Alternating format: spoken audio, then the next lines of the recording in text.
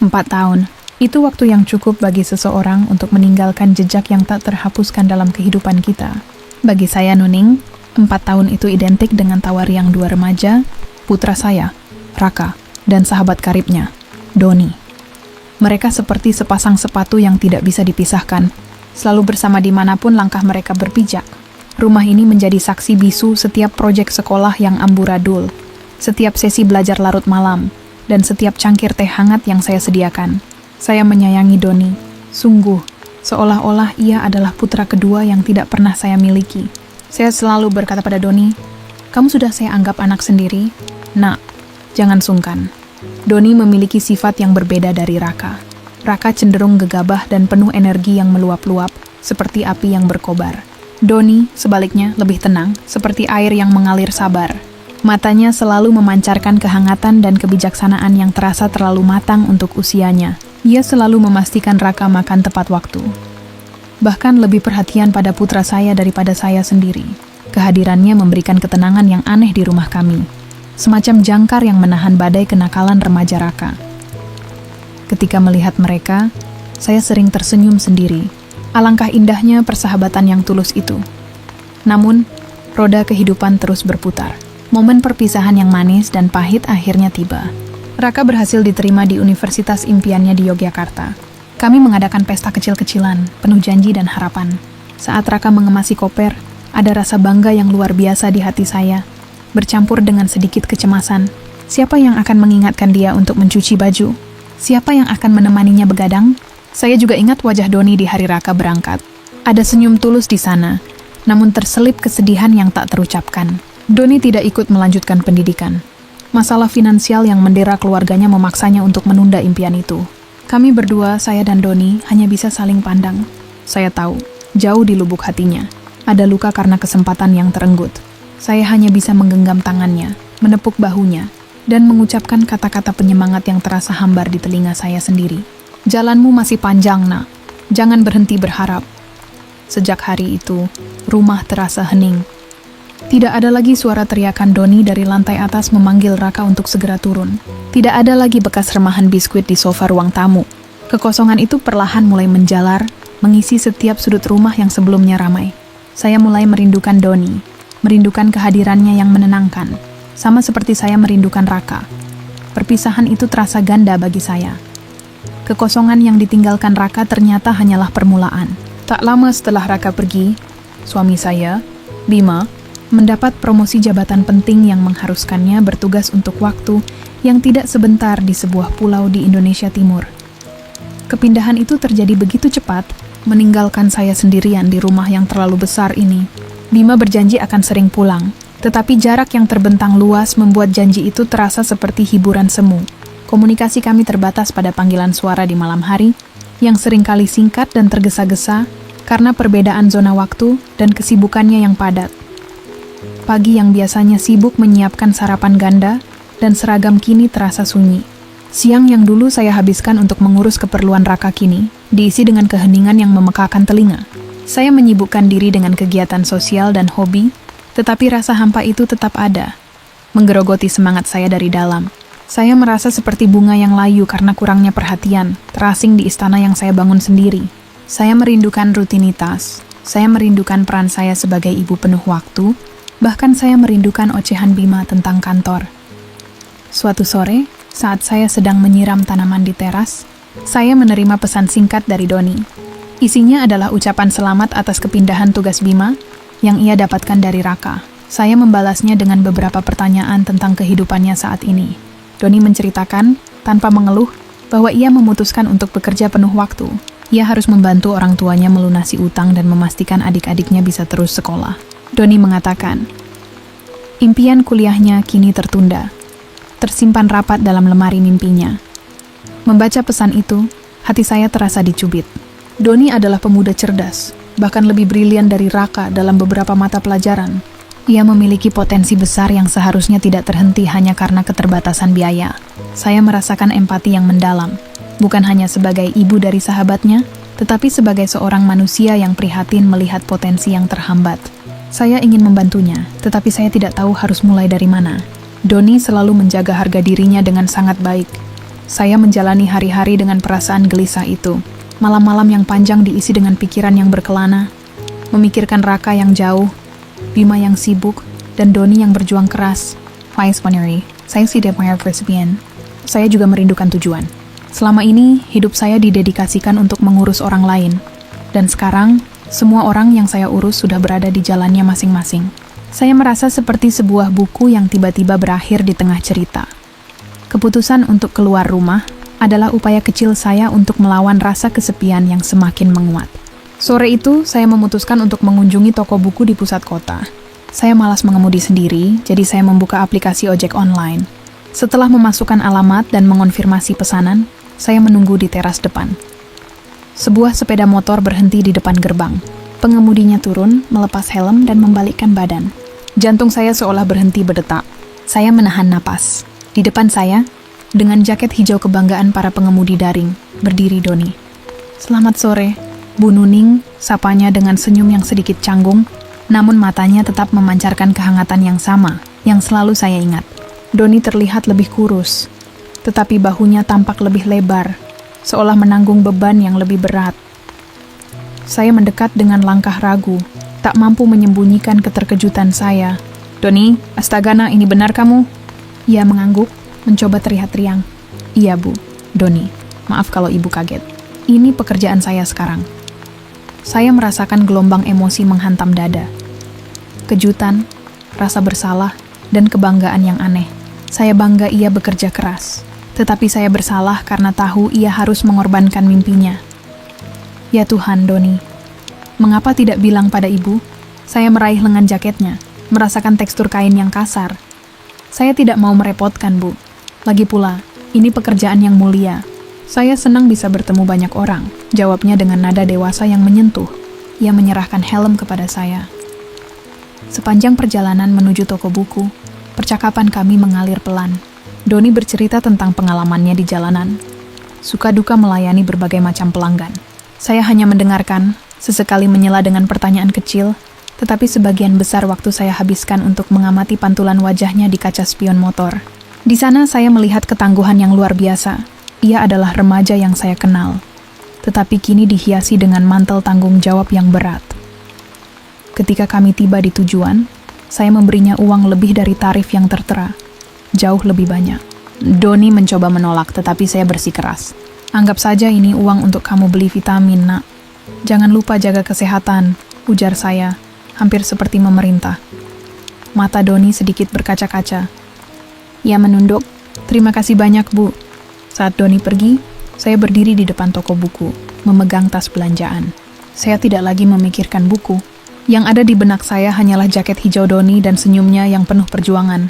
Pertemuan tak terduga ini seolah takdir yang sengaja menulis ulang naskah kehidupan saya, menyalakan kembali tujuan yang telah lama padam di hati saya. Saya tahu saya tidak bisa membiarkan ini berakhir di sini. Malam itu saya tidak bisa tidur. Bayangan Doni di tengah terik matahari, mengenakan jaket hijau, terus menghantui. Saya memikirkan Doni, pekerjaan kerasnya, dan juga keadaan saya sendiri.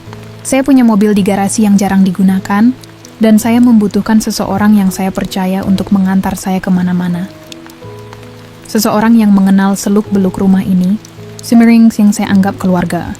Keesokan paginya, saya menghubungi Doni. Setelah berbasa-basi sebentar, saya langsung menyampaikan niat saya. "Doni, Ibu punya proposal. Ibu butuh pengemudi tetap. Kamu tahu Bima pindah, Raka jauh, dan Ibu takut mengemudi sendiri sekarang. Bagaimana kalau kamu ambil pekerjaan ini? Ibu bayar kamu jauh di atas rata-rata gaji pengemudi pada umumnya. Dan kamu tidak perlu lagi memikirkan target aplikasi. Kamu bisa mengemudi mobil Ibu, kapanpun Ibu butuh," ujar saya lugas. Ada keheningan panjang di ujung telepon. Saya bisa membayangkan Doni sedang mencerna tawaran saya. "Bu Nuning, saya sungguh menghargai tawaran ini. Tapi, ini mobil pribadi Ibu dan..." "Tidak ada tapi-tapian, Nak," sela saya lembut namun tegas. "Ini bukan sedekah. Ini murni bisnis dan kebutuhan. Ibu butuh keamanan. Kamu butuh penghasilan yang stabil. Dengan ini, kamu bisa menabung untuk melanjutkan kuliahmu lagi." Raka pasti senang mendengarnya. Kata-kata kuliah dan Raka tampaknya menjadi kunci yang membuka hatinya. Doni akhirnya setuju. Suaranya terdengar penuh rasa terima kasih yang mendalam. Maka, Dimulailah babak baru dalam hidup saya. Doni kembali hadir di rumah ini, meskipun dengan peran yang berbeda. Ia kini datang setiap pagi, menyalakan mobil, membersihkannya, dan siap sedia mengantar saya ke berbagai kegiatan. Awalnya, interaksi kami sangat profesional. Doni memanggil saya Nyonya, dan saya harus mengingatkannya berkali-kali bahwa ia boleh memanggil saya Ibu Nuning seperti dulu. Perlahan, suasana profesional itu mencair. Dalam perjalanan, kami mulai berbicara lebih dari sekadar tujuan dan waktu tempuh. Doni bercerita tentang buku-buku yang ia baca dan ambisinya. Saya bercerita tentang kerinduan saya pada Bima dan Raka, dan betapa sepinya rumah ini. Doni adalah pendengar yang luar biasa.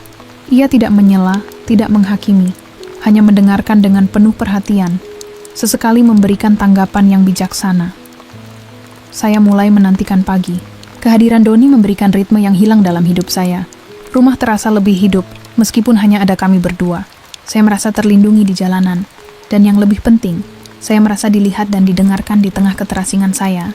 Ikatan yang kami jalin terasa kuat, didasari oleh rasa saling membutuhkan dan kehangatan masa lalu.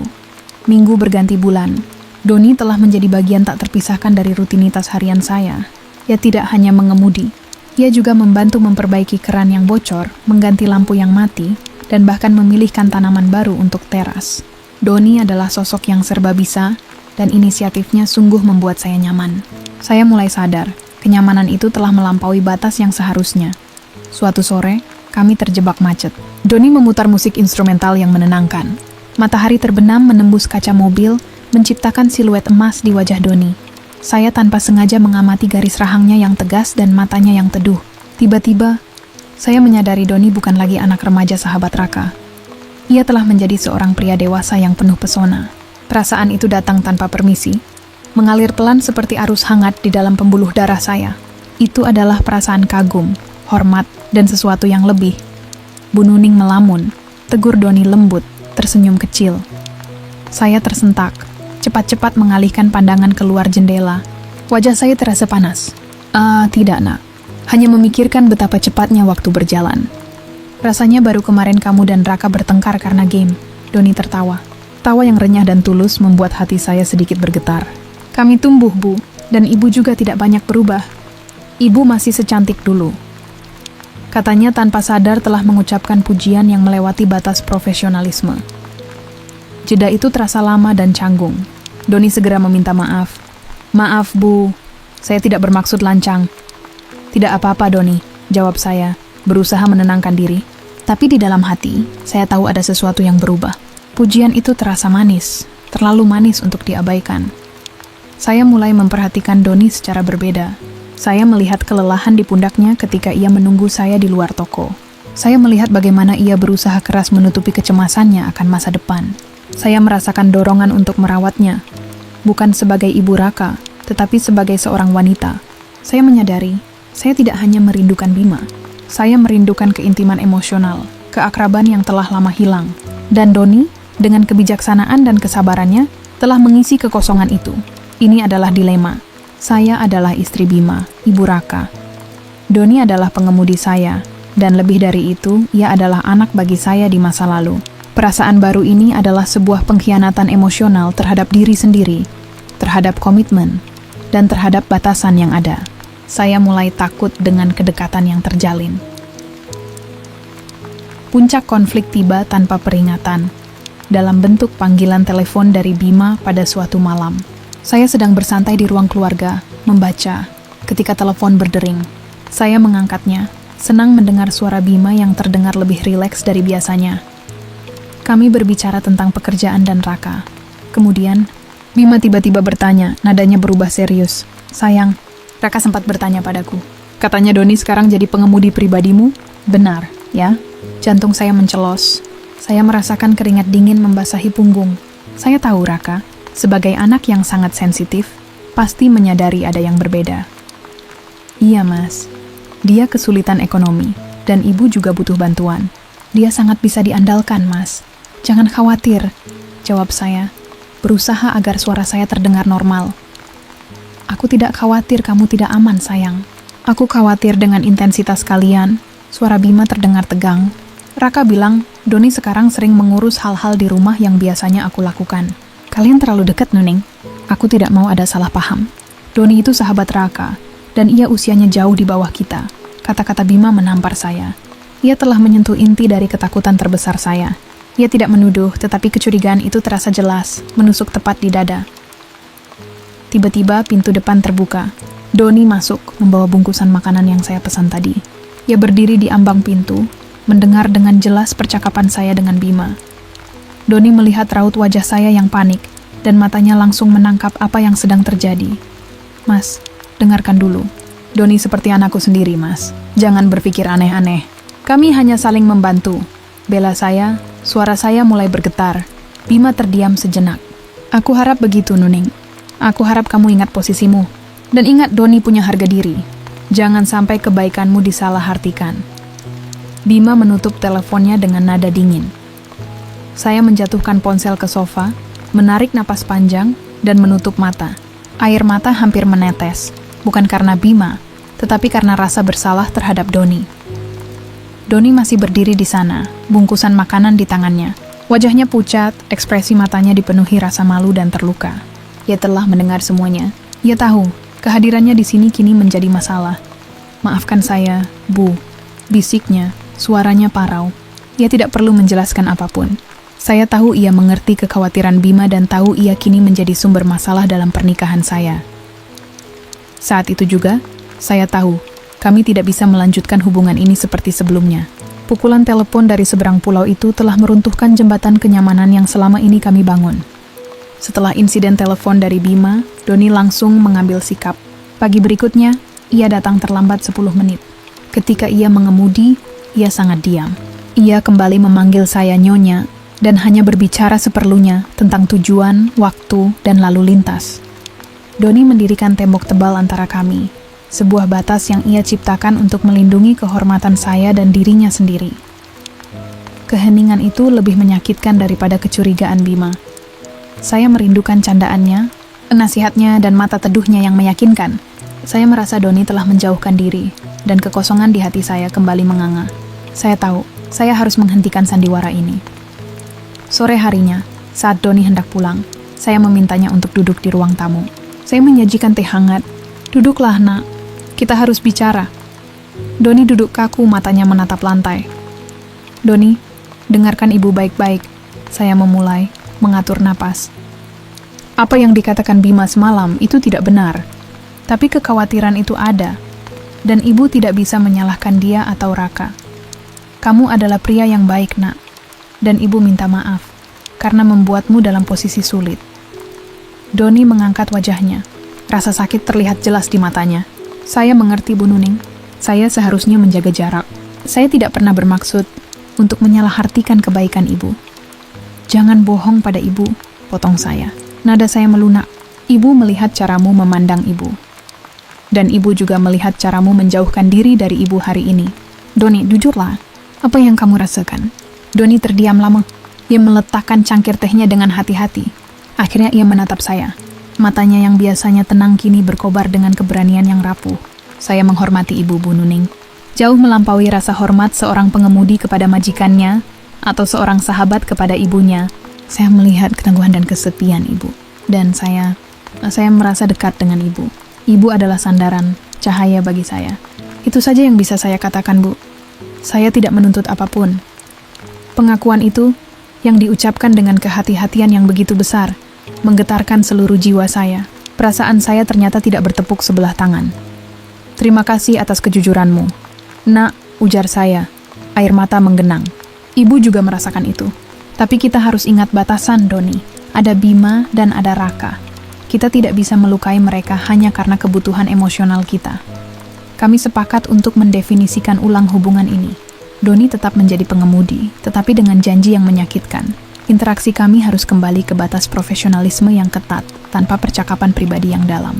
Kami harus mengorbankan keakraban emosional demi menjaga kehormatan semua pihak. Keputusan itu terasa seperti pemotongan luka, menyakitkan, tetapi perlu agar tidak terinfeksi lebih jauh. Setelah percakapan jujur itu, perubahan dalam hubungan kami nyata dan terasa pahit. Doni kembali memanggil saya Nyonya secara konsisten. Tidak ada lagi tawa lepas di dalam mobil. Tidak ada lagi nasihat bijak di sore hari. Hanya keheningan yang nyaman, yang kini berubah menjadi keheningan yang dingin dan berjarak. Namun, di balik dinding profesionalisme yang kami bangun, ada pemahaman yang mendalam.